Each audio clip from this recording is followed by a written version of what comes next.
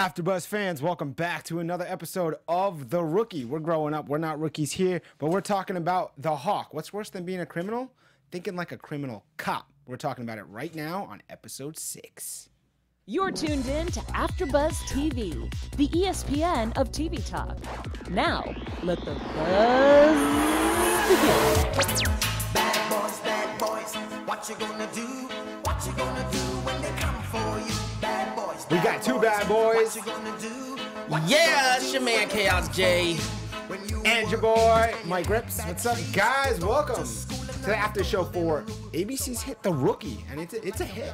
It is a hit. And we're a hit. We're doing it. Hey, we're running. holding it down right now. Shout out to Cherry, who is out tonight. She's letting us do our thing as a duo here. That's right. Dynamic duo in the building. They got pairings like Nolan and Bishop and Bradford and Champ, whoever. But Jones and Rip, right now we're doing it. Hey.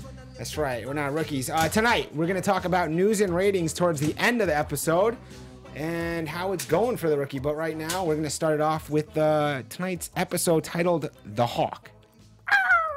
I don't know. That was my interpretation of a hawk. It was probably really terrible. Well, it sounded different in my head when I thought about it. It sounded good when it came out. Listen, tonight better than just the sound of the Hawke, because tonight's episode was different. It was. It wasn't as focused on so many different criminals, right? And more of a focus on sort of there's basically two different things occurring, two different criminal cases they're investigating, but the majority is about Hawke, who is a former cop, right? And not only was he a former cop, but he was Nolan's trainer. He was he's the academy trainer. He's his former mentor. So you're right, not just the cop. He's a elevated cop. We'll get to that. Before we talk, though, make sure to subscribe to us. Give us 5 stars on iTunes. You can listen to us as the podcast. And, of course, on YouTube, all the good comments. Get at us on social media. Let us know how it's going. Hashtag ABTV, The Rookie, and hashtag The Rookie. Let us know your thoughts on this show. So, my man, Chaos, do you like tonight's episode? Yeah, I thought it was pretty solid. Did not disappoint in terms of the action, the pacing.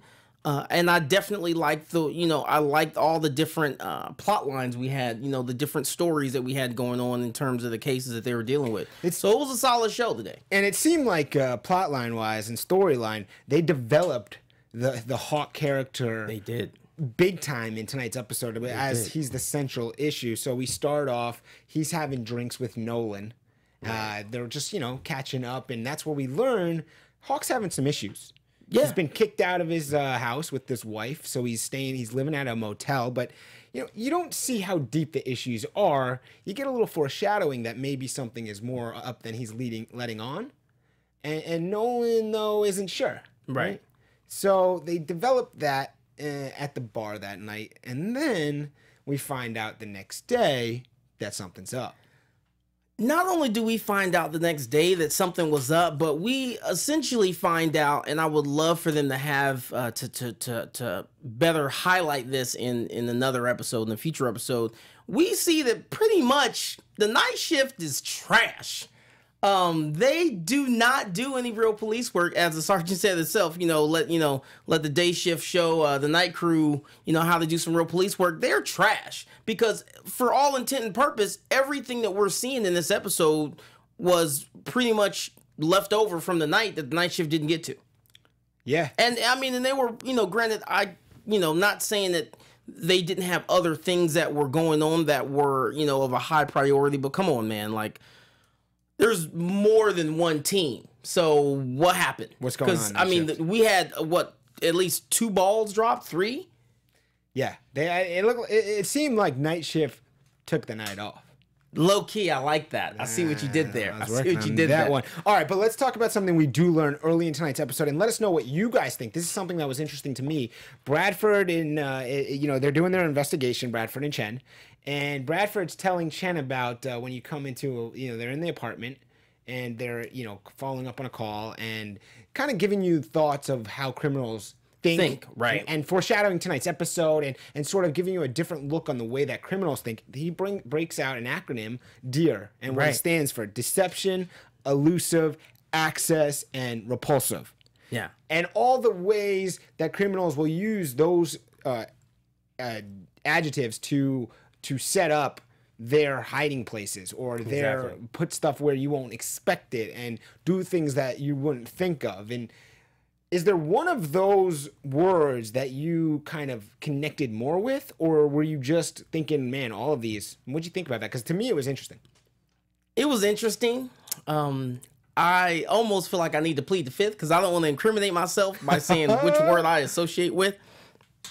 However, every point within that acronym, I mean, it makes sense the way, you know, he kind of gave her like a, you know, like a real life example, you know, like a real time example, like, you know, deception and the way they throw things off to get you to not pay attention and to not look in certain areas when you're trying to, you know, search for different things. I would say the deception and the elusiveness were the ones that really got to me and you know, that really spoke to me in terms of, you know, hey, squirrel, and getting you to look over here when really you should be looking over here. Right. So, yeah, I mean, I walked away with a few things off of tonight's episode. Obviously not in the criminal sense as, you know, like, oh, yeah, Chaos is about to, you know, take up a life of crime. Obviously not, but, you know, just a few different tips like, okay, cool. Even something as small as when they were approaching that apartment, when, you know, when he had her say, you know, okay, if the hinges are out, the door opens towards you versus if they're in, then it opens from the inside. Did not think about it's like this stuff is right in front of your eyes, but it's almost like a magician. Right. Look here, it's over here. You know, interesting stuff. Yeah, don't you know, throw yourself under the bus.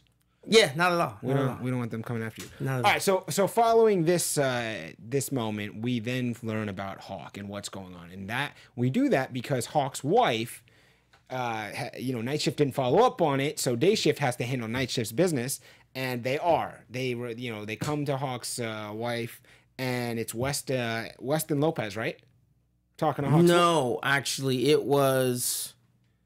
Yeah, actually, you're right. I'm sorry. It was Weston Lopez. They're talking to Hawke's wife, and they find out essentially that Hawke, Jeremy is his first name. Jeremy has beat up his wife's new fling, made him leave the apartment or the house in his drawers, embarrassed him, and she also says a bit of foreshadowing, though. She talks about how, you know, they said, well, we're going to bring him in and whatnot. But she talks about how she mentions this a couple times, the foreshadowing with how he'll never come in, you know, he won't voluntarily, give up or voluntarily. No. And they make it, she sets the scene that it's going to be dramatic for you to catch him. Hawke was not going down without a fight. No. Definitely not.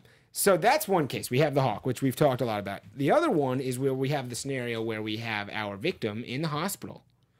And this is the case where basically West is on this all night. Yeah. Tonight's episode. And, you know, he says that he's been shot in a drive-by. Right. But West is feeling like there's a cover-up at play. No, right. Just you know, just after seeing, the gunshot wound and kind of looking at their behavior, you know, more so the dad. The dad was big mad from jump and almost a little over the top.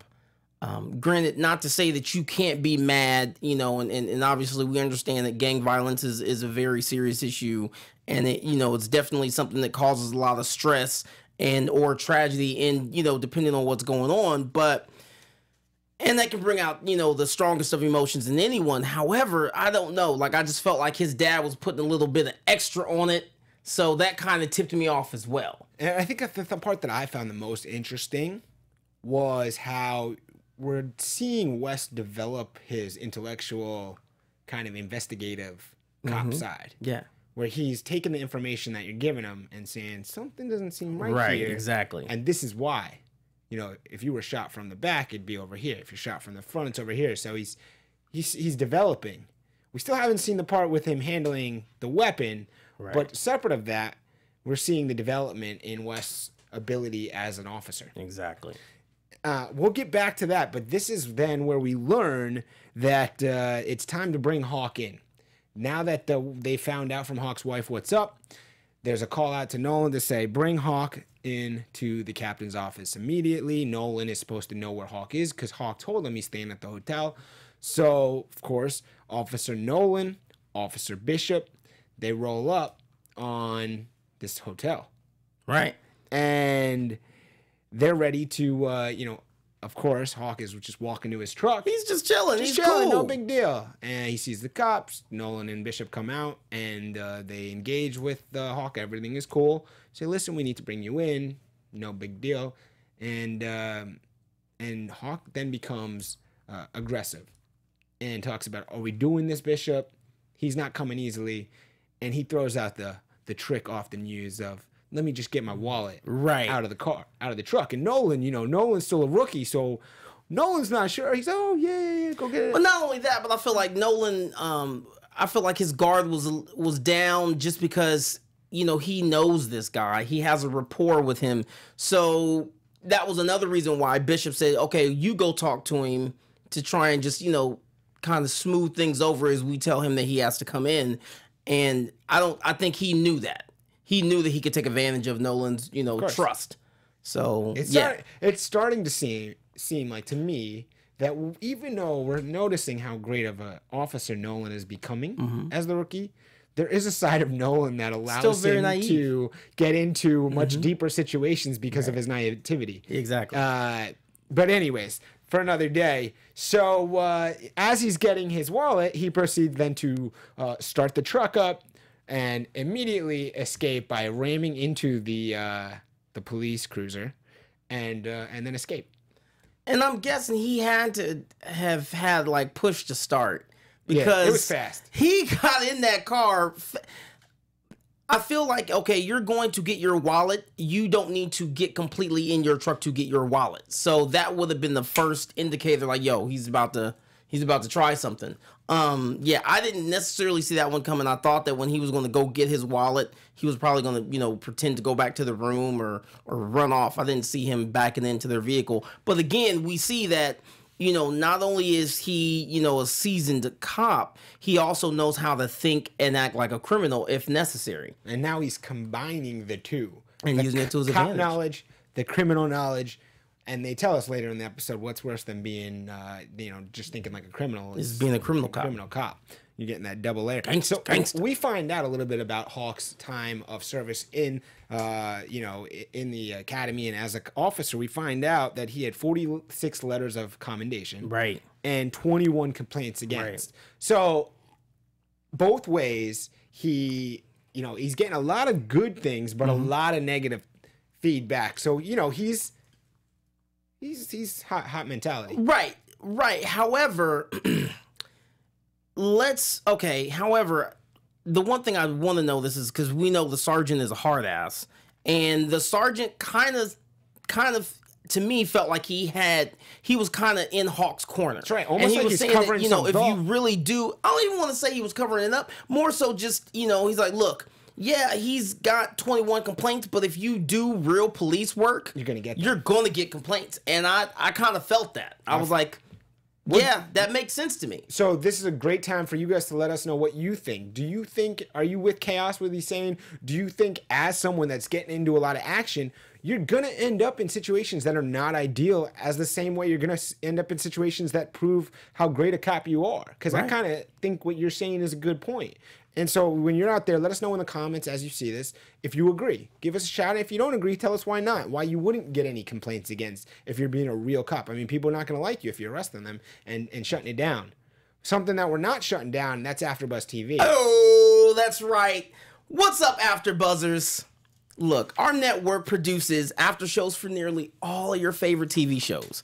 I'm saying from dramas, reality TV, sci-fi, and more, there is no network that works harder to serve television fans, period. But we need your help. We can't do this alone. We're asking that you please subscribe to one or more of our YouTube channels. And listen, by subscribing to our channel, YouTube will suggest content that's tailor-made for you. And you'll help AfterBuzz continue to grow.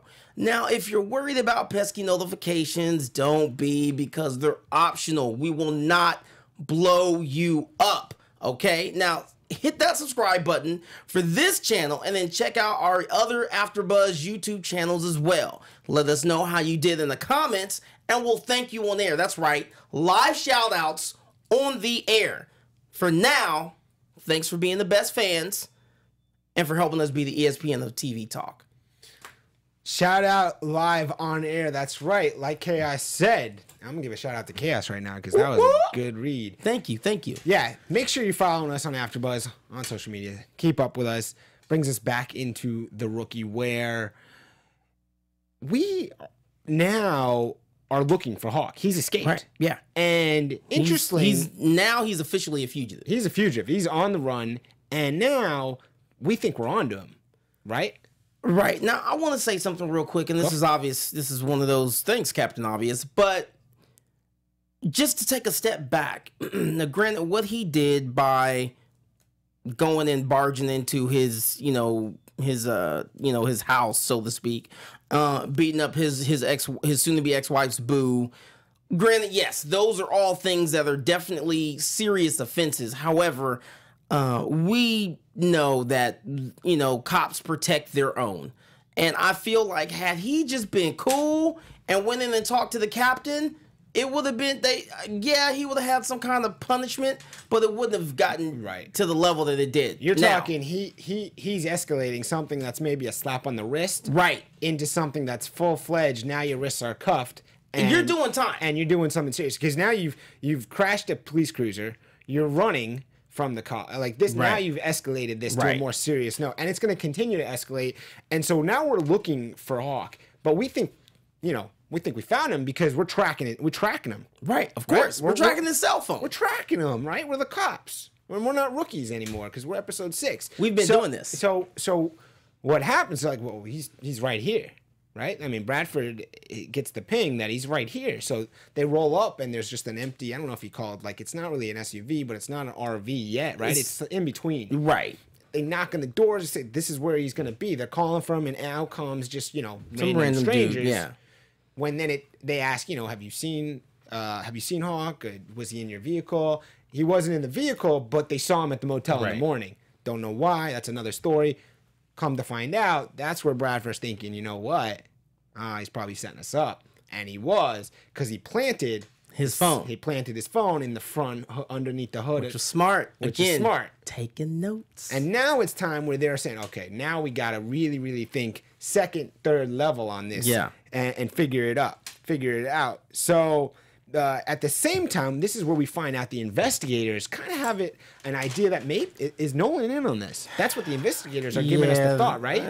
Those detectives. The detective is not feeling Nolan, and you can tell. So they sit down with Nolan, and the way that they're speaking to him is almost where they're not believing so much that he's telling the truth, and that maybe he's got, he's working on the inside. Right. He's trying to help Hawke. Help his buddy. Right. But he's not. So interesting way that they show it. But then, then you see Nolan speaking to Megan Hawke, which is Hawke's soon-to-be ex-wife, talking about how he is stubborn and he will not come alone. Next thing you know, Hawke, he's gone. He's got the kid. He's got his kid, and he's in a chase. Right. Hot pursuit. High speed. With his son. Riding shotgun. And see, at first we don't even know that he's got his son in the truck.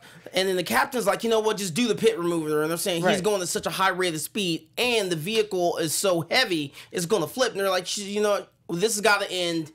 Is getting out of hand.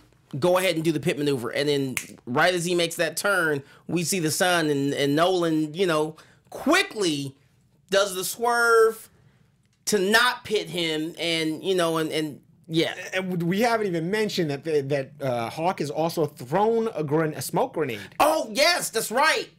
But did Hawke throw it, or did Logan, the son? You know we don't what? See, actually, let us know in the comments if you caught that. Because I didn't catch that. I just know that the smoke grenade came out, and then Nolan's doing his best to maneuver around it. He's driving, and speaking of, Nolan's driving skills have dramatically improved. Absolutely. From, day one to now.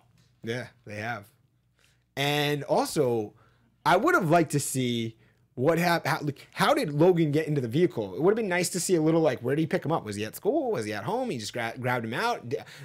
I get they don't really want us to see it, but essentially we find out too that not only is Logan not a hostage in this situation, Logan's kind of Logan is down for Pops. He's on Team Dad all day.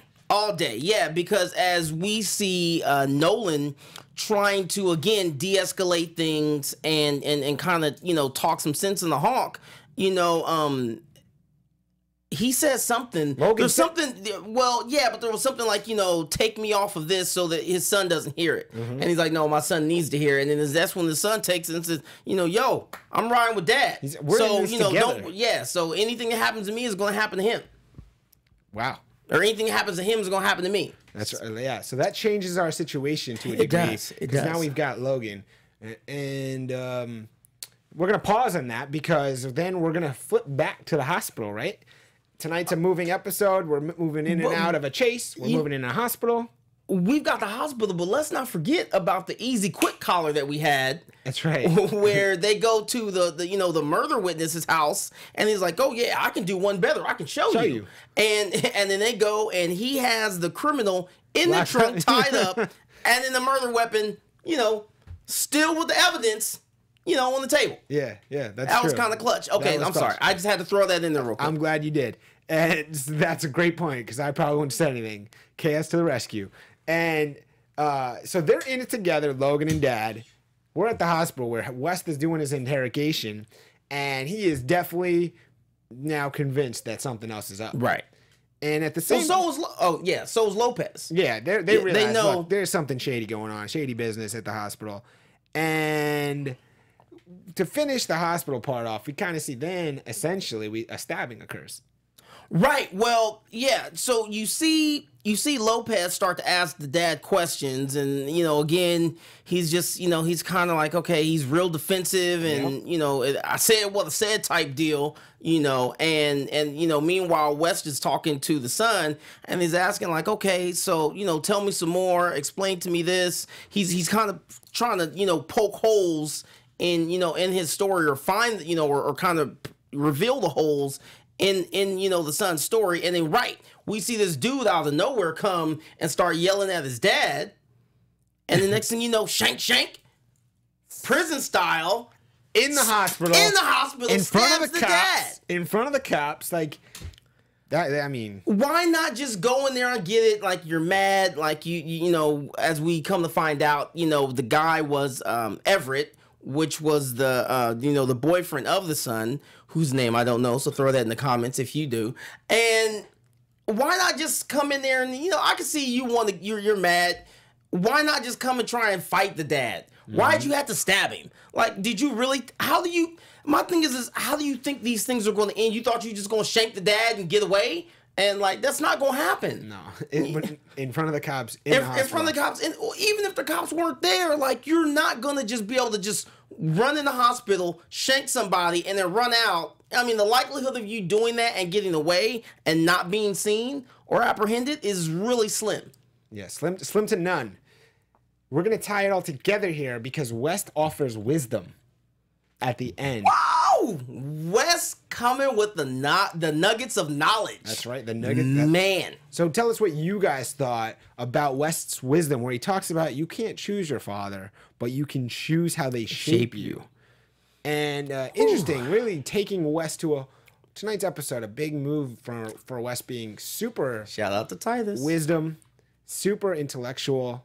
He's growing, you know, very mature, especially for a young officer. Well, not only that, but we see that he's taking and applying things that he's learned as he was growing up, and his experiences with his dad is, well, I'm coming to find out, wasn't all, you know, cherries and roses either. And applying those, you know, in real time. You know, he also said, what did he say? Brain fart, but we'll come back to that. You'll remember it, and you let us know in the comments too, Cass. Hey. So we are back to Nolan. We're doing tonight's episode just like they do the real show, The Rookie. So we're back, and now the Hawke is with Logan. They've lost the chase, and next we see we're in the mall, and we are being chased in the mall.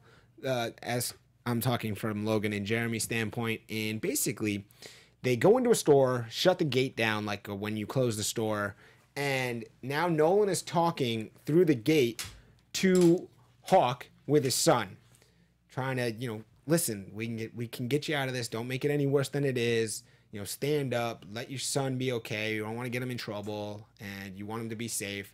And needless to say, this leads to, of course, Jeremy Hawke, the father, saying he's not going to go down easily, but he's going to leave his son there. He handcuffs Logan to a clothing rack. And at the same time, Bishop rolls up and the key from the security guard. The security guard opens the gate right as perfect timing. Hawke is escaping through a back door. They can't go through there, and now Hawke has escaped again. I mean, this guy is elusive. Yeah, he's Hawke is that dude, but he is not too elusive for our rookie officers, because what happens next is we see kind of like a standoff. A standoff where Hawke is about to leave out a backside door. We see the cop cars leaving, so we think, oh, Hawke has sent them off the right way. But right as we see the cars leave, Hawke is kind of between two trucks, and then all of a sudden, in a back alley, essentially, Bradford, Nolan coming together, and now we've got Hawke cornered in between them, and now we have the standoff. Right. Everyone's got a gun. Needless to say, Hawke says, let's fight it out. Right. And amazingly, I don't know if this would ever really happen. They agree. We're all going to put our guns in and just fight it out. I don't... that's where testosterone kind of takes over. and all logical thought just goes out the window. I definitely like this moment. I like the fact that, you know, at one point he does pull the gun and act as if he's going to shoot Nolan. And he's like, yeah, we've already been in this situation, you know, many times in the academy. And yeah, it's not going to go down like that. That's right. To which they end up going and they're going to just square off. And he's like, okay, cool. Like, you know, I've worked with you in the field and I trained you. So let's see what y'all got.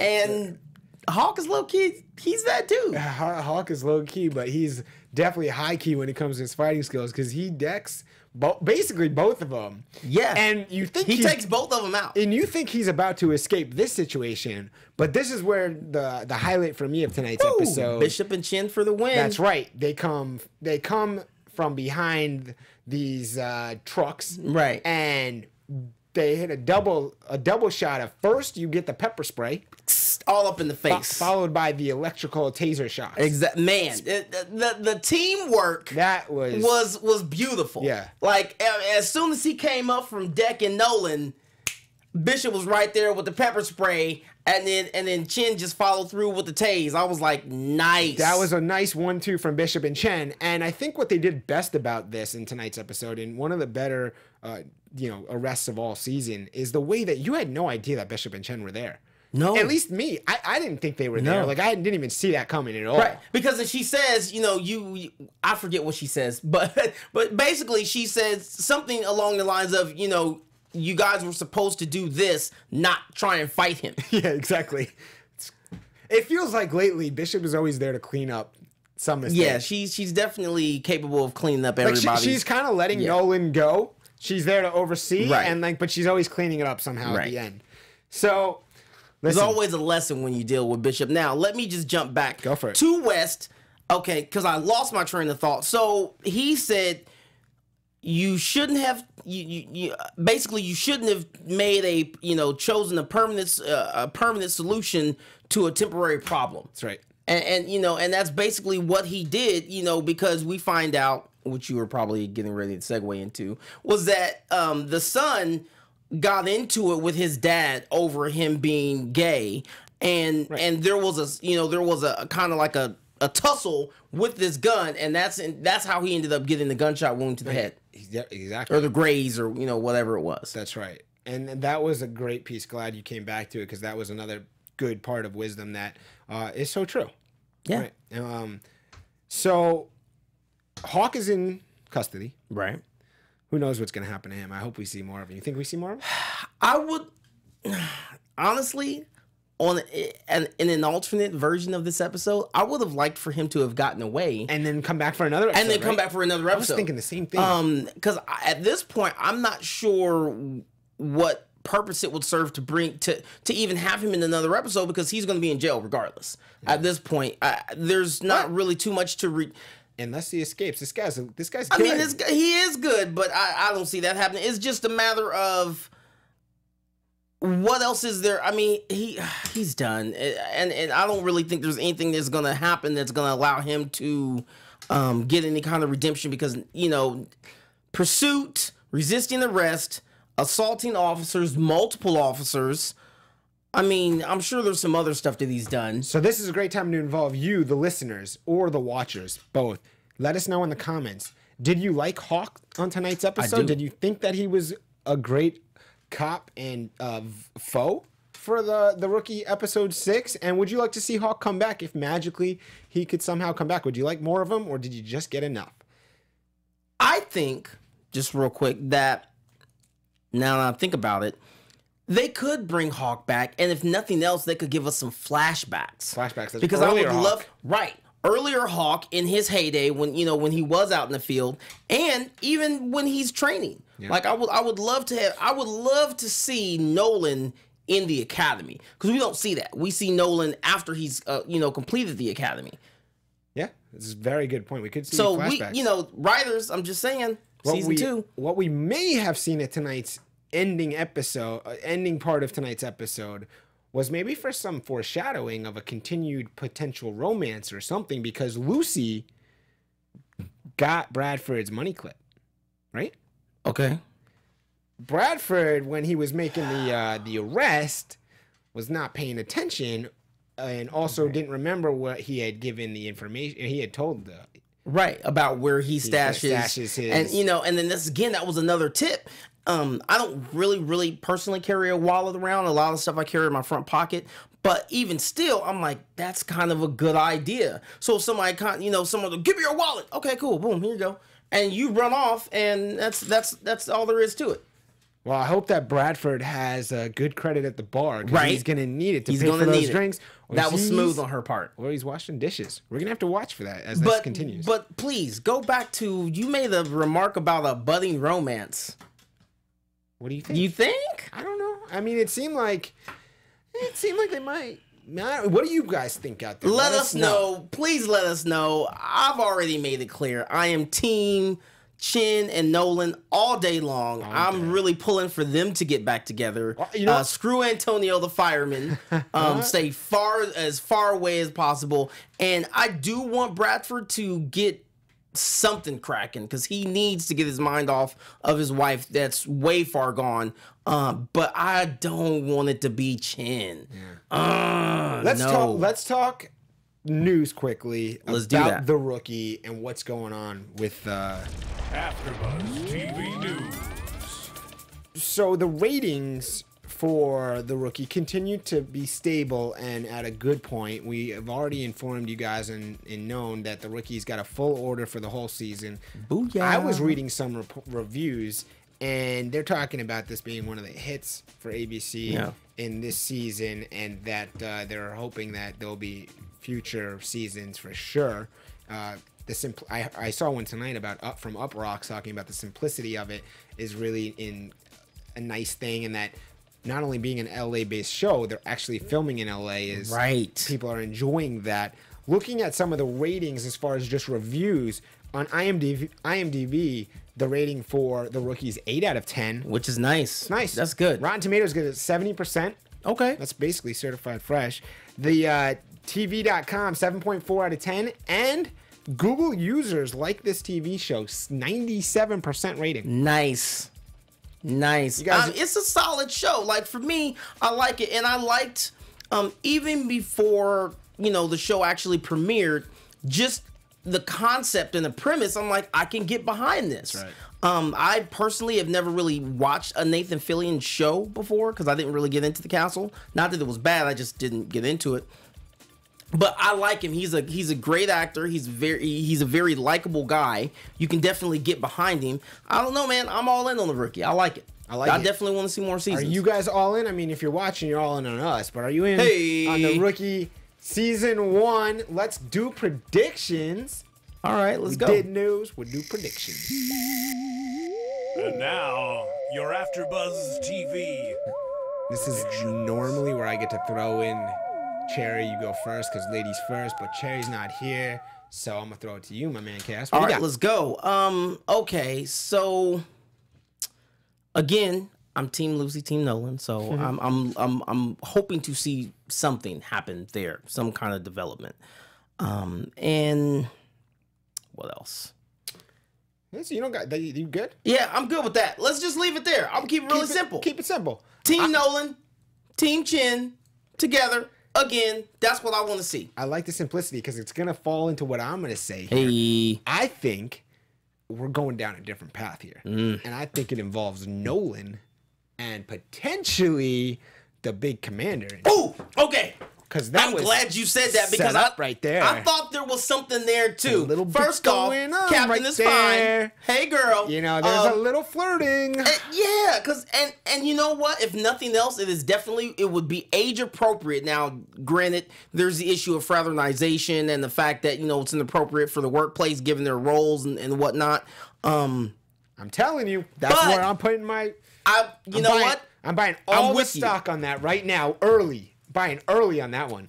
I still want Chin and Nolan, but I can't even knock you on that one because that's a really good one. Because I saw something there, and I meant to say something.